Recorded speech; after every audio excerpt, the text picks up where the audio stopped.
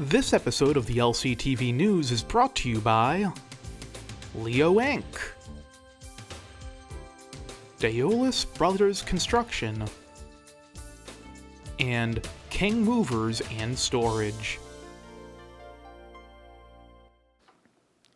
Good morning and welcome to another action-packed episode of the LCTV News. I'm Dani Vittori, and be prepared for a collection of stories originating from City Hall in both headline and video form. Add-on anniversary celebrations spanning from 20 to 125 years, and you have an entire century of history covered. If that's not enticing enough, throw in a double interview week consisting of fitness tips and an update from our newest state rep, Sean Reid. Here's the news for Friday, April 11th, 2025.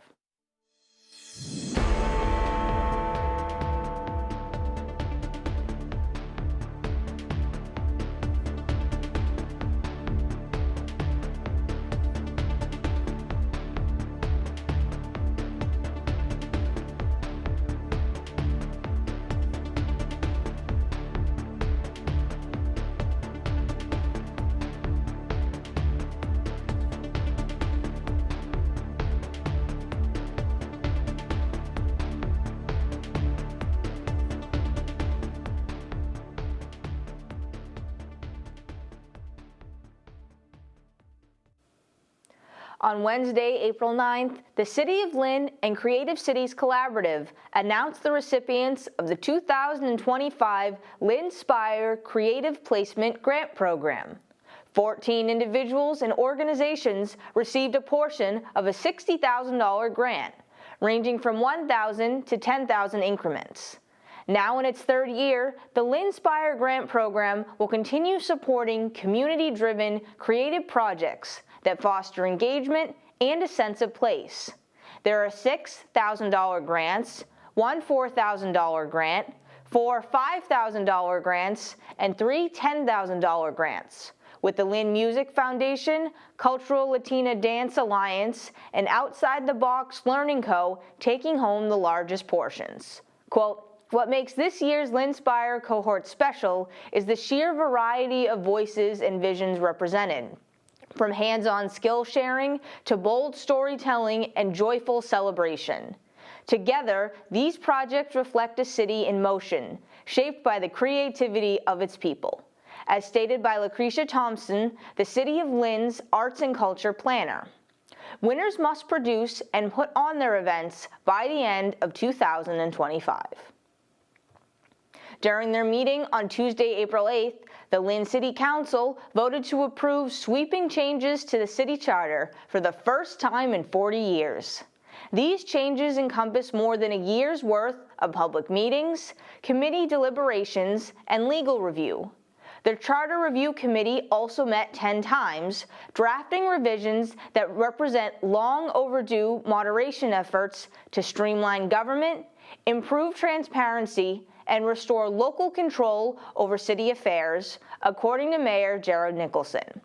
The most notable changes are the formation of a formal, transparent capital planning process and the introduction of a joint financial planning session between the mayor, city council, school committee, and chief financial officer, as well as updating human rights practices and disciplinary procedures for department heads, and allowing the mayor and council to reorganize departments without state legislature approval.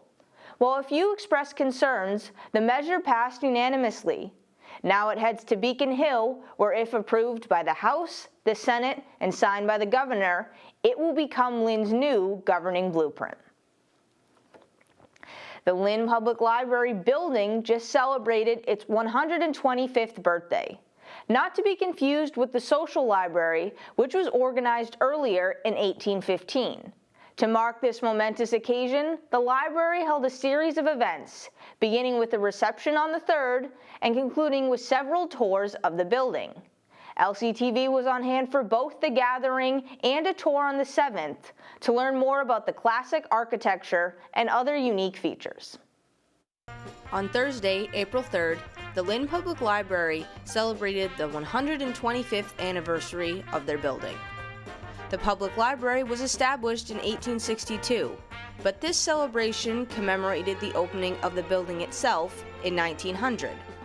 As we gather to celebrate and reflect on this magnificent structure, let us also honor those who have given a pulse, a heartbeat to this building.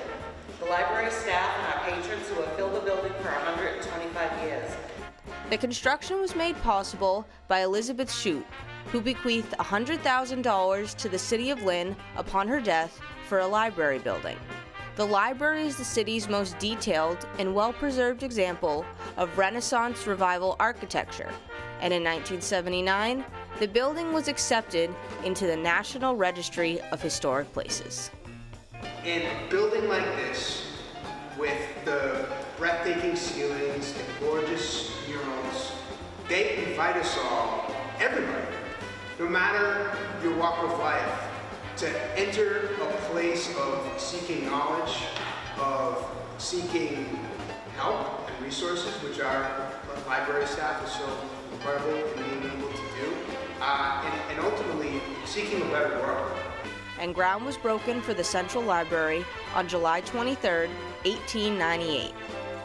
2 years later, the library was officially opened to the public on April 4, 1900. Lee Hayes, he was 25th mayor of Lynn and a member of the House of Representatives and a library trustee, said in part during his speech at the laying of the cornerstone in 1898, "The public library is the institution which stands best for the true American spirit because it trusts the people fully and is perfectly free. In the schools and colleges, there are prescribed courses, but the public library is for all and all alike. Here, thank God, all men and women too are equal. There are no creeds to subscribe to, no examinations to pass, no tasks are set. Whosoever will, may come, and the mind may wander here at its sweet volition in every helpful path of knowledge." His sentiments from 125 years ago still stand true today. For LCTV News, I'm Dani Vittori.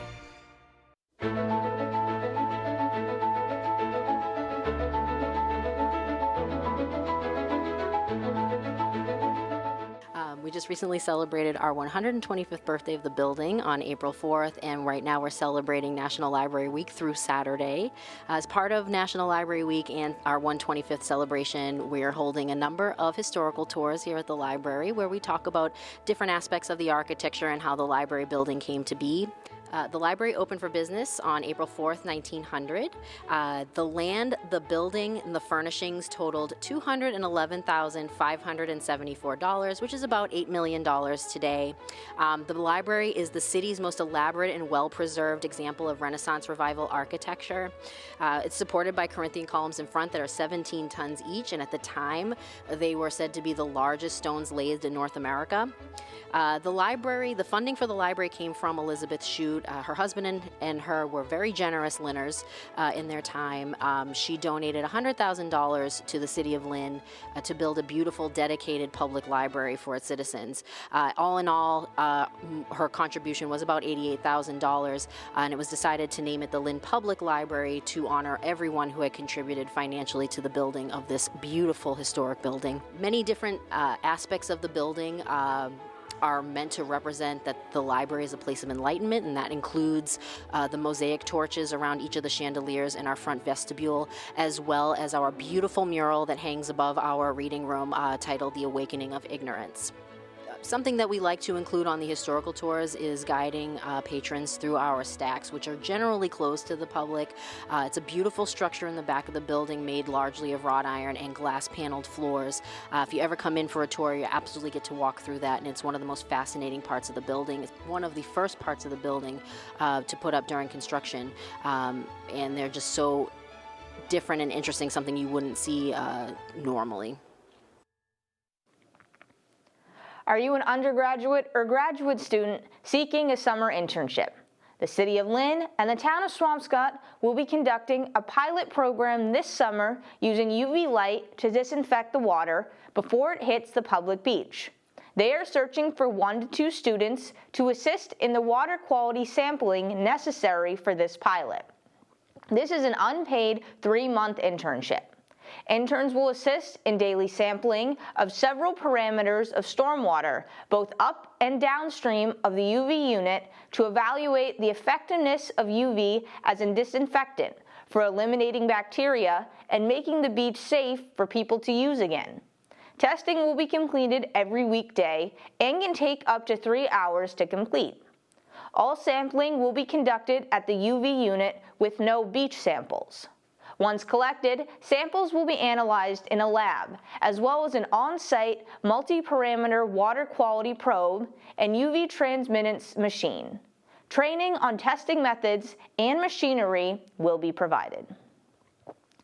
On Wednesday, April 8th, in Superior Court in Salem, Derek Jesus Jimenez, 27 of Lynn, was sentenced to 17 years to life in state prison for the murder of Dehan Gilmore Jones. Jimenez shot Gilmore Jones on April 9, 2014, and on September 26, 2020, Gilmore Jones died at the age of 24 from complications related to the shooting. An Essex County jury found Jimenez guilty of second-degree murder on January 1st of this year, with the Honorable Kathleen McCarthy Newman delivering the sentence earlier this week. The Food Project took center stage the afternoon of the 6th to commemorate 20 years on the North Shore. They fittingly marked the occasion with a meal, featuring fresh produce from the farms they cultivated. Thank you again for joining us to start a series of celebrations for the Food Project's 20 years on the North Shore. In a nutshell, the Food Project has been investing in building a community for over 3 decades. The community is made up of youth, farmers, and neighbors, all a part of a more just food system, with a lot of special interests in Lynn and in Boston. We hire youth from city and suburbs to work together on our farms to learn how to grow food and also to learn about each other. We provide raised bed gardens to our neighbors in Lynn and in Boston for those who want to grow their own food. And we work with our returning youth to be leaders and advocates for food justice. I was here back in 2012, back when Seed Crew was called SYP, the Summer Youth Program. Went through a lot of the youth programs. After college, I became an AmeriCorps member where Emmanuel was my supervisor. And when he transitioned out, I transitioned in.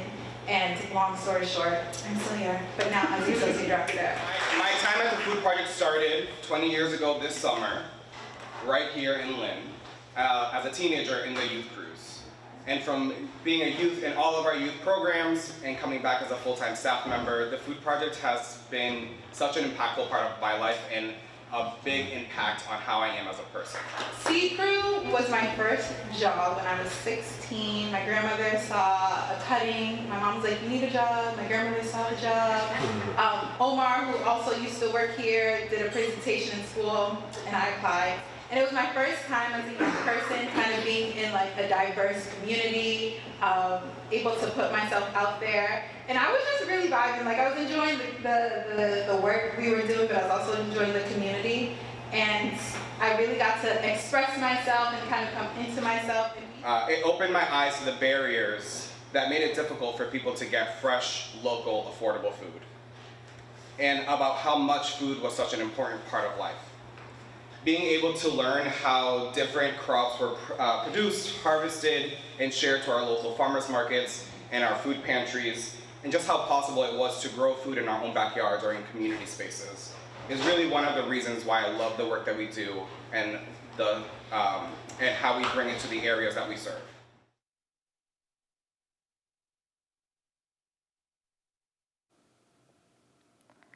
The Lynn Public Health Department is sponsoring a diaper drive through the end of April for families in need. Please consider donating new, unopened diaper packs of any size, especially sizes 5 and 6, as well as baby wipes. They are accepting donations from April 1st through the 30th at 4 different locations: City Hall, Room 103, the Children's Section of the YMCA, the Boys and Girls Club of Lynn, as well as the Lynn Council on Aging. Donations can be dropped off during normal business hours at each location. Contact the Lynn Public Health Department to learn more. In collaboration with this drive, the Lynn Public Health Division hosted a series of events in celebration of Public Health Week, including a public health flag raising on the 7th and a community organization networking event the afternoon of the 9th. LCTV attended both of these events, focused on the role of public health in the community, while also encouraging collaboration between health organizations. This week is the 30th anniversary of National Public Health Week. To celebrate, the City of Lynn Public Health Division are holding various events this week, such as conversations, blood clinics, a community resource fair, and more. The week kicked off with a flag raising at City Hall and speeches from public health staff and the mayor. We really try to have a breadth of events, have something for everyone. Our goal is to be in the community as much as possible, whether it's tabling at events, doing at-home TV visits, being at our schools throughout the city, tracking diseases, strengthening emergencies, preparing and response, just as much as we can. The momentum that we see coming out of public health is truly a positive after effect of everything that the world has gone through, and we will continue to work together to support you in order for our residents to have the support that you all provide. After the speeches, everyone gathered in front of City Hall to raise the Public Health Week flag. More information about events this week can be found at lyntv.org/events. The Lynn Public Health Division is hosting daily events from April 7th through the 12th in celebration of Public Health Week. On Wednesday the 9th, 9 groups gathered in the City Hall foyer for a community organization networking event. LCTV was on site, both to table and capture the event. I want to encourage everyone to network with each other. That is what this event is for. We want to encourage the communication and networking, collaboration. So please feel free to kind of like swap sides, kind of like be everywhere and anywhere here in the foyer to kind of foster that collaboration. And we also have a diaper drive this week. So please, if you have any even open pack diapers, go take them. We accept wipes as well. We also have a few other sites around the city that will accept diapers and wipes. So if you can spread the word on that, we appreciate the donations. Again, thank you for being here, and be sure to read the around. Lynn Public Health and Elliott Community Human Services took care of general health resources, while the Recovery Exchange and Ruth's Way covered substance use disorders. The New American Association of Massachusetts stopped by with information on citizenship applications, and the Lynn Bike Patrol rolled up with free safety swag. L Hand rounded out the group with their lead abatement program. This is the 30th anniversary of Public Health Week, which is celebrated every year during the first full week of April to recognize the achievements and contributions that public health has made in our communities, and focus on key priority areas and themes for the year. For LCTV News, I'm Dani Vittori. Our first interview is unique in that we had Christopher Gomez, a Lynn personal trainer, to discuss fitness tips and healthy living. For those looking to begin this journey, or those simply looking for advice, here is more.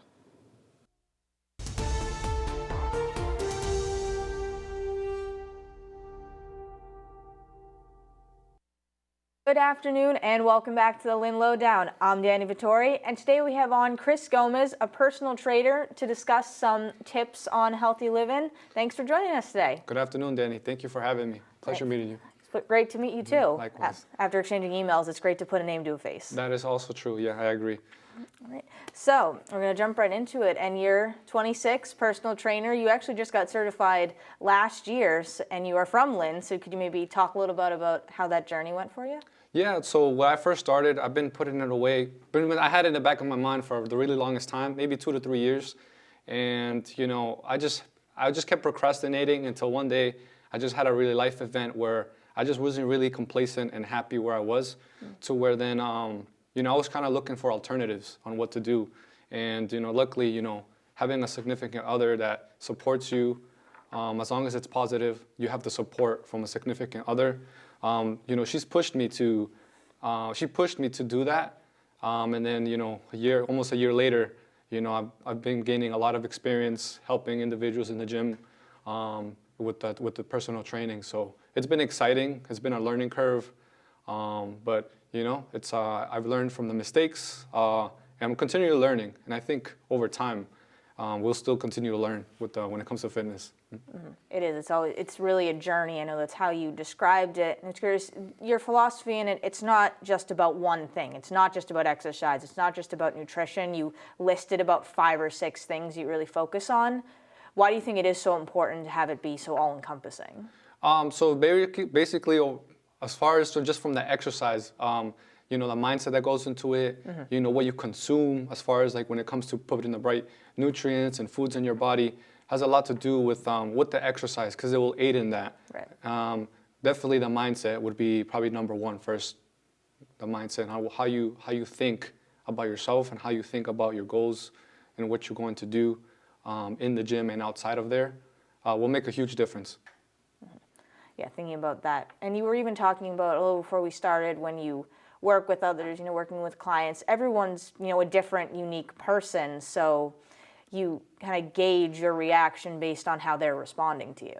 That's right, yeah. So normally, I have clients that are, you can say that are very shy, timid. So obviously I wouldn't be very as vocal as I would with somebody who's very, I guess, very, like, let's just say excited, go-getting, and in a way, I guess, ready to go.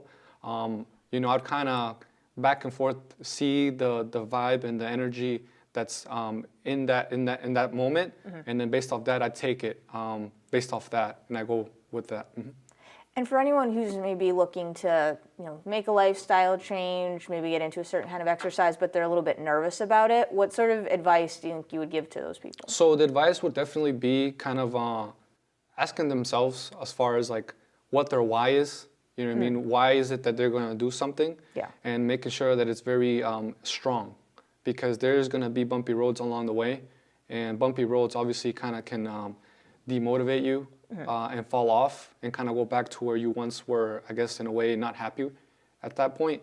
So definitely, to start off with that, trying to transforming your mind, and then also to start exercising, definitely go start off with walks. Walks to start off, to get used to kind of getting your body moving. And we definitely live in a beautiful area for that. I mean, we're right near the ocean. We're right near places that are great places to walk if you want to. Right, yeah, that's definitely Lynn Beach. Now that nice weather's coming around the corner, definitely take advantage. Definitely now that it's going to get harder soon, it's easier to, sweat, burn a few more calories. Boot camps are going to be starting soon. So, it's something that... something that people should look forward to start off. And are there any certain, common challenges that you've experienced yourself in your own journey, or when you're discussing with people? Are there certain things that tend to pop up more often than not as to, the challenges that are faced? I think the challenges, aside from like the goal setting and making progress in the gym, as far as depending on like what the goal of the individual is, because everyone has different goals. Some want to build strength, others want to lose weight, maintain, some want to tone up, and some want to just live a healthier lifestyle. So based off that, I think, I think individuals normally have a certain time frame of when they want to accomplish a certain goal, but a lot of the times, there is setbacks. It could be that maybe you take more responsibility at work, or maybe your kids are not, healthy, or maybe you have to tend to that, or maybe, I don't know, mortgage is high, rent is high, finances. So it could be many different things that can set someone back. But I think over time, going back to having a strong why will definitely make you realize that even when the hard times come, it will actually, remind you of why you started. And if it's strong enough, you'll continue to keep on going. Because as far as for me, definitely having setbacks as far as like, some injuries, frustration, life incidents in general will kind of sometimes demotivate you, but there's always a way to find your way back. And we'll switch it on to you a little bit. You mentioned a little bit about what your why is, but could you talk a little bit about your own journey too, like becoming a personal trainer, what you have learned in this past year? What are lessons you've taken away? Lessons that I've taken away is being, growing up as an only child, definitely, I guess you could say, most people think that I got everything. It wasn't necessarily true, but I guess whatever was given, it was all to me. But growing up, I felt like I was very, in a way, just always thought just about myself. Because I was always, I was only child, so there was really no one else to play around with at home. But as I grew up, what being a personal trainer has taught me is thinking about others and the needs of other people rather than myself. But I feel like for a certain time, for a very long time, I had to find myself and work on myself, fill my cup, so then I was able to fill other people's cup as well over time. I guess, what would you say too? It can, everyone's unique, everyone's, built differently. It can be so difficult to not compare yourself to others, to not compare yourself to what you see on TV. How do you go about if people come to you with that? Like as far as comparing?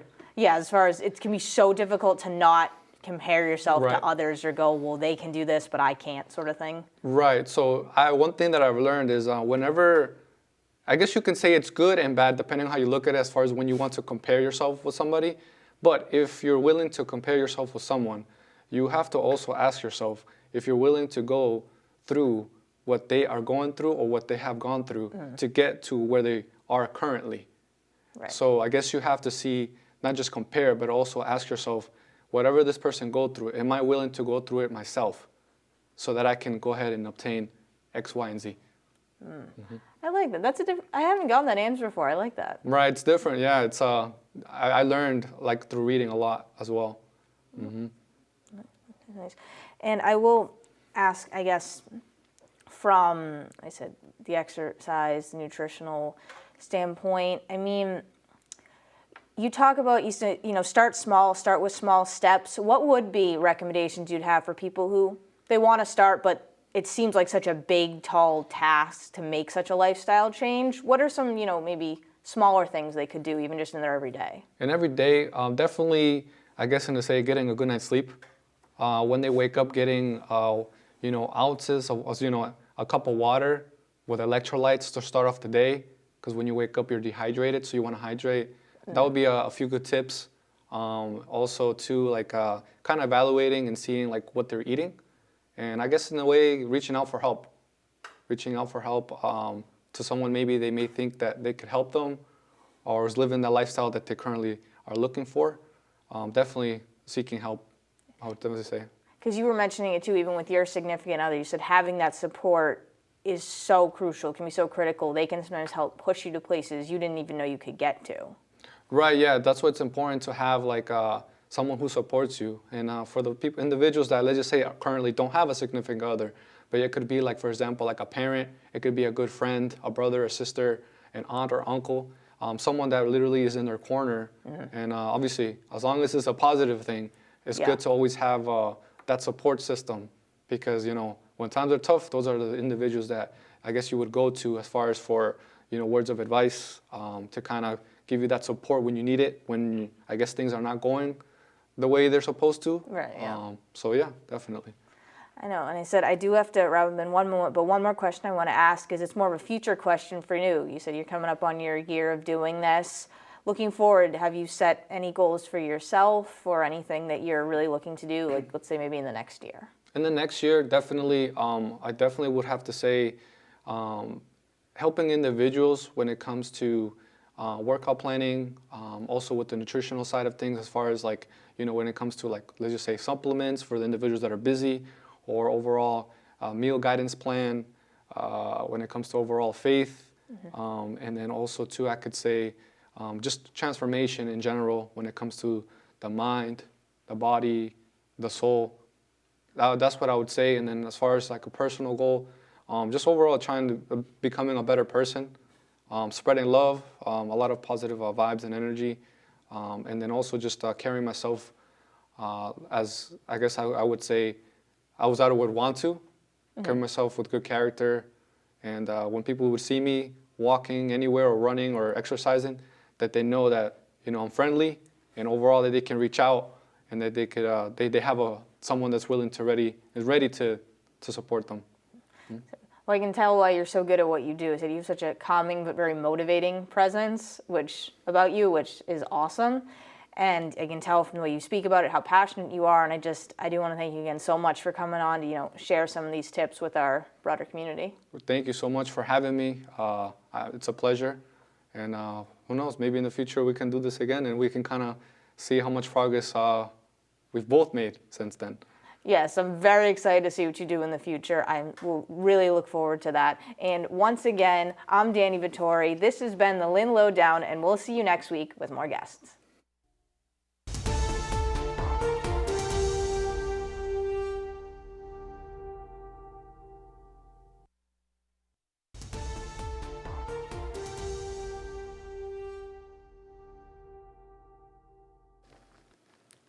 Both St. Mary's baseball and softball beat Archbishop Williams over the weekend. The boy Spartans had themselves a day, running all over the Bishops 11-0 to the delight of the home crowd. Kyle Dani led the offense with 2 hits and 2 RBIs, supporting an 8-strikeout, 1-hit outing by pitcher Jack Zimmerman. Zimmerman picked up his second win as his Spartans doubled up on the Bishop Stang 6-3 on the 9th. Dani had 2 hits and 2 runs, and Maxwell Parent recorded a hit and 2 RBIs. They are now 3-0 in this young season. While their girls team recorded their first 2 wins of the year, 7-2 against the Bishops and 15-0 over Bishop Stang. Eliza Crane Oviedo struck out 7 batters against Archbishop. On the offensive side, St. Mary's amassed 14 hits and 7 runs in the 3rd inning for a 10-point lead they would never relinquish. Abby Sosa and Olivia DeCisa each contributed a 3-run homer. Classical baseball pulled out a tight 1-0 victory over Everett last Tuesday. Captain Christian Figueroa put on a clinic, going the full game, allowing no runs, no walks, and just 2 hits on 85 pitches, striking out 9 for bonus points. Mark Walsh recorded the lone RBI of the game for the Rams and played strong defense on the diamond. Lynn Tech baseball dropped a close one, 8-7 to Boston Collegiate Charter. The Tigers were up 7-4, but were unable to close out the win. The Bulldogs suffered a similar fate, falling 12-0 to Somerville on the 10th.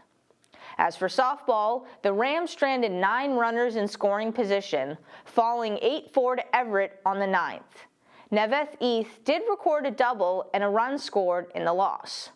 On the flip side, the Tigers came back from an early 2-0 deficit, routing Cristo Rey Boston 15-5.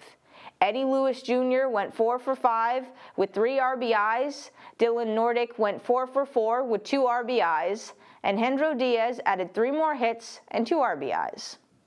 In volleyball, Lynn Classical's team had themselves a weekend, capturing the city championship.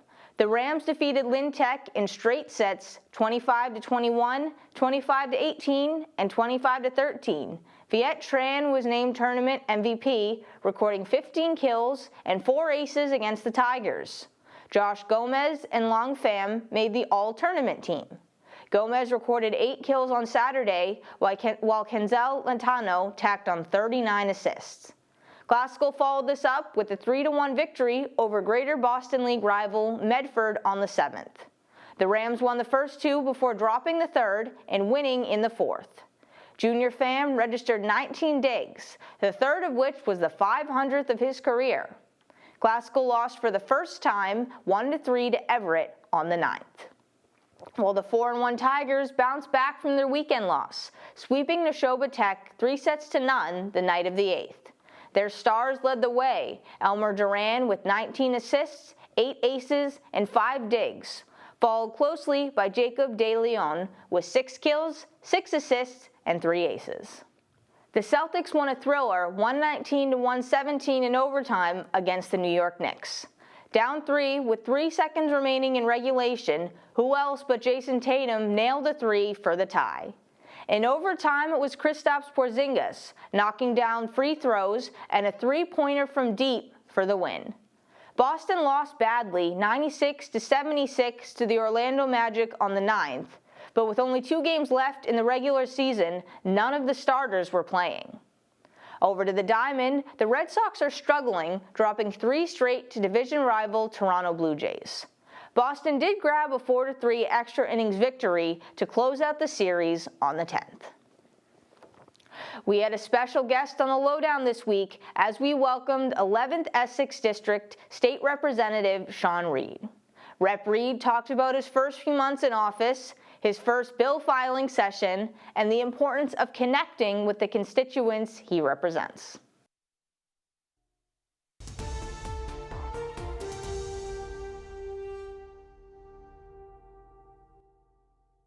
Hello and welcome back to the Lynn Lowdown. Today we have a very special guest, Sean Reid, the state representative for the 11th Essex District.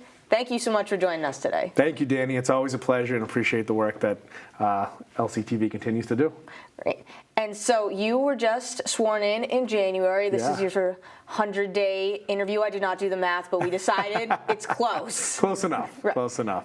So how has this been? I mean, this is a brand new experience for you. Yeah, well, it's flown by. I can't believe it's already been close to 100 days or over 100 days, whatever math we're doing here. But it's obviously a passion of mine. It's something that I've been involved with in local government and working for Senator Crichton in state government. So I've had the background, but we're obviously in unprecedented times. And with everything going on at the federal level, I think state government has really been elevated. So we've been playing a lot of defense and also trying to stay true to our values and our priorities as a state and a district. But I love it.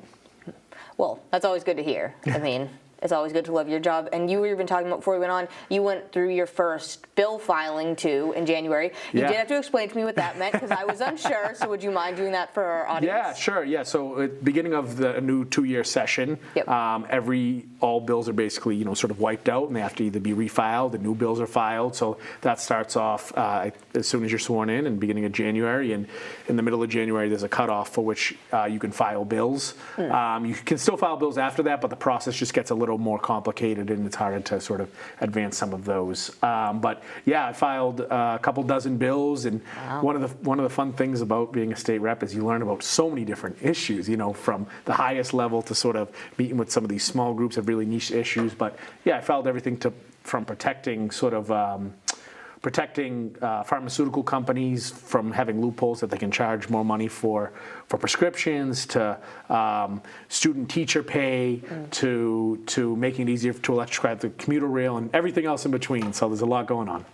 So you really jump in head first. It's sworn in, all right, go. Oh, yeah. Well, like I said, I've been fortunate to have some experience in the State House, and I know the issues pretty well, but still, being in these shoes is a lot different, and you have a lot more people approaching you with different issues. So it's exciting. It's exciting to learn new things every day and hear from different people.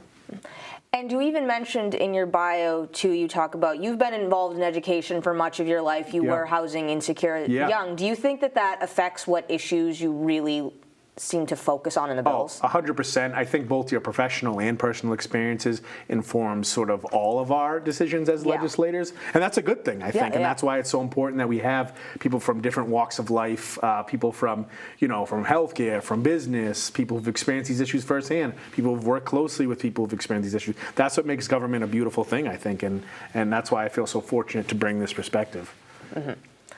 You said everyone brings different unique perspectives, then you can all work together on it, work to see how you can best help basically the largest amount of people possible. Exactly. The more diverse voices, the better.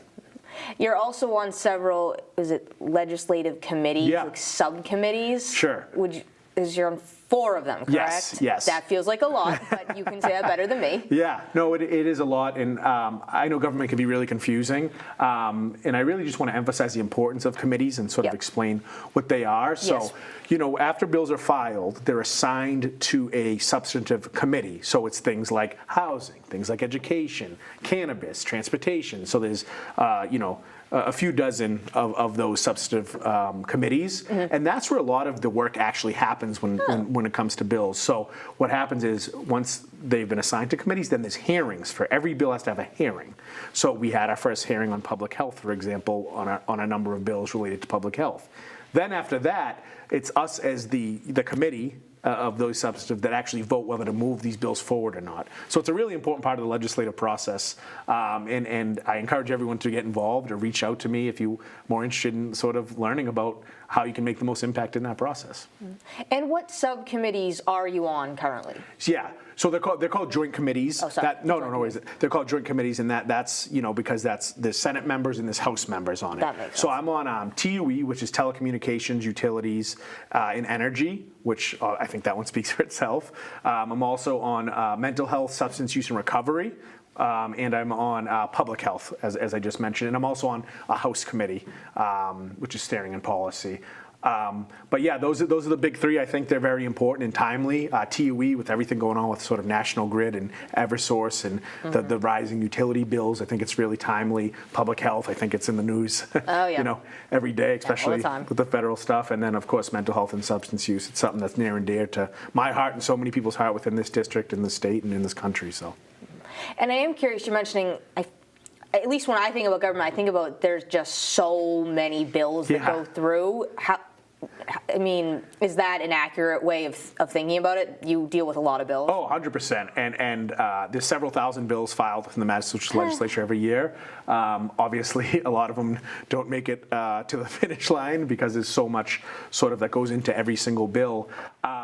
But yeah, that's why committees are so important, because it really sort of like breaks it down into different categories, and you have people who can listen to specific issues and decide whether or not we think it's something that's good to go forward this session, or maybe it needs some work and it needs a little touching up, and try again, next session. So yeah, it's very hard to keep up with everything, but we have some great people, both advocates at the state level, advocates at the community, who try to inform us, hey, this is a priority. And that's one of the challenges of being a legislature. You got to prioritize and say what's important to you, Because you can't do everything, Exactly, right? exactly. And people who do, it doesn't usually work out well. So. No, and I probably should have asked this starting, but how many members are in the House itself? There's 160 members, and then the Senate has 40, so it's 200 total in the Massachusetts legislature.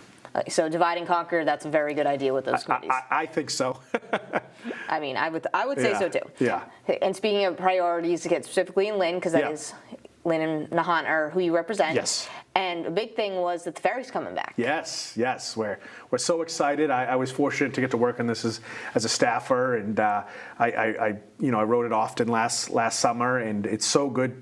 It's so good to see the governor and the administration really invest in this program. We've been hungry for this for so many years. We've been told there's no demand and, X, Y, and Z excuse. And last year, I think the ridership numbers proved that there is a hunger for this, and it's only going to grow. And, I was there on the first day of the ferry opening along with some other electeds and Jim Caudell, and everyone was smiling. They said, we're so happy it's back. So we really are excited, and we hope that people continue to use it and new people use it, and that we can actually, this isn't a permanent program yet, so we really need to continue to show that people want this. And I just highly encourage everyone. It's free parking.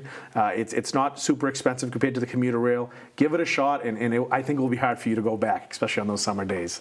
Oh, I would agree. I took it a few times even just for fun with my friends. This is awesome. Yeah, me and my wife last summer, we just, one day on I think it was a Saturday, we did a round trip. We didn't even go to Boston. So, why not? Exactly. It's fun, right? It's a ferry. It's a free ferry. Oh, not free. It's a ferry.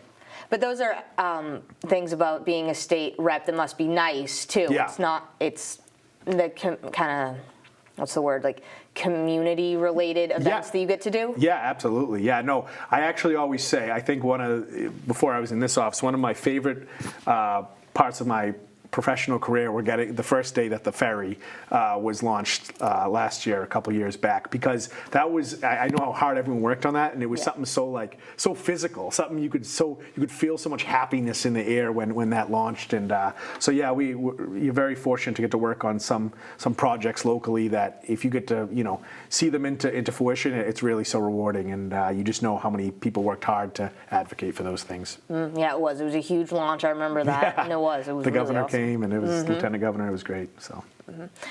And I guess the only other thing I wanted to wrap up, one other thing you mentioned was the education piece. So you did talk about the Department of Elementary Secondary Education voting down the expansion of KIPP in Lynn, which was a very large deal, both in the local community and the state level too. Yeah, absolutely. That was something that took out a lot of time and energy even before I was, elected to this office.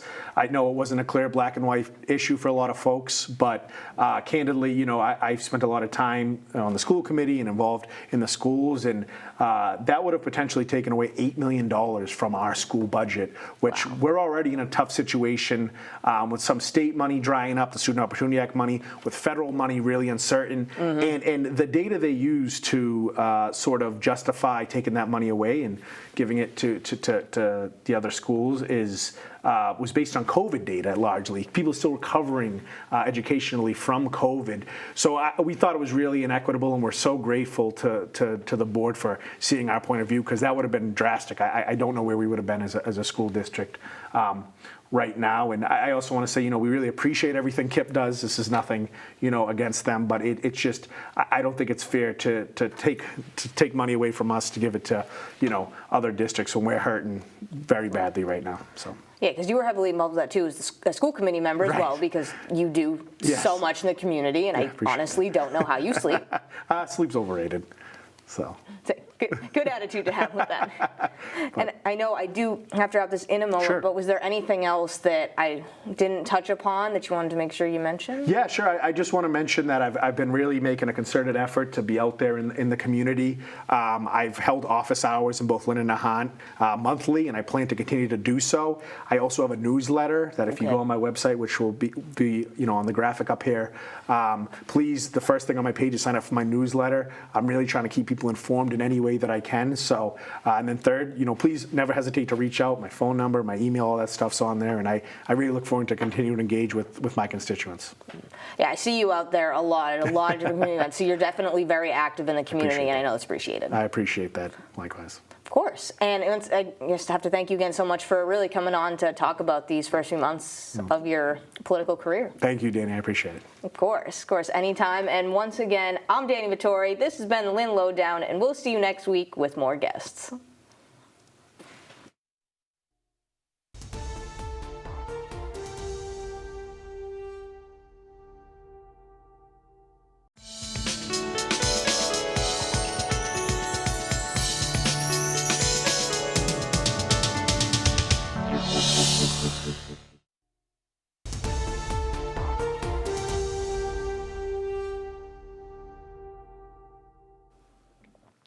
The Lynn Carnival is back for another year, running from April 3rd through the 13th. Come for a night of rides, games, food, and family fun at this event hosted by Fiesta Shows. Tickets range from $30 to $45, depending on if you purchase in advance online or in person. All proceeds will again benefit the Lynn Fireworks Fund. The carnival will be open from 6 to 10:30 p.m. on weekdays and 2 to 10:30 p.m. on weekends, and takes place at 40 Federal Street. For families with young children, get free pictures and meet the Easter Bunny next week at City Hall. The Easter Bunny will be in the foyer from 3 to 7 p.m. Tuesday, April 15th, 2:30 to 4 p.m. the 16th and 17th, and from 9 to noon on the 18th. No advanced registration is required. Simply show up at a time that works for you to take your pictures. And celebrate Earth Day on Saturday, April 19th from noon to 3 p.m. at Frederick Douglass Park. The Latino Support Network, in conjunction with Emerald Cities Collaborative, the Food Project, and Resident Energy, have organized an interactive and educational Earth Day celebration, focused on weatherization, renewable energy programs, healthy homes, food access, and heat resilience strategies. Attendees can participate in lawn games, a gardening workshop, solar demonstration, and enter raffles. This event is free and open to all in the community. That's a wrap on this week's marathon coverage. Learn more about ongoing events, such as the ones previously mentioned, as well as our entire community calendar, videos on demand, and news by visiting lyntv.org. For announcements, press releases, and our most updated schedule, follow at Lynn Community TV on social media. If you prefer to watch your news or promos, then Lynn Community Television on YouTube is the place for you. I'm Dani Vittori, this is LCTV News, and we will see you next week. This episode of the LCTV News is brought to you by Leo Inc., Daolis Brothers Construction, and King Movers and Storage.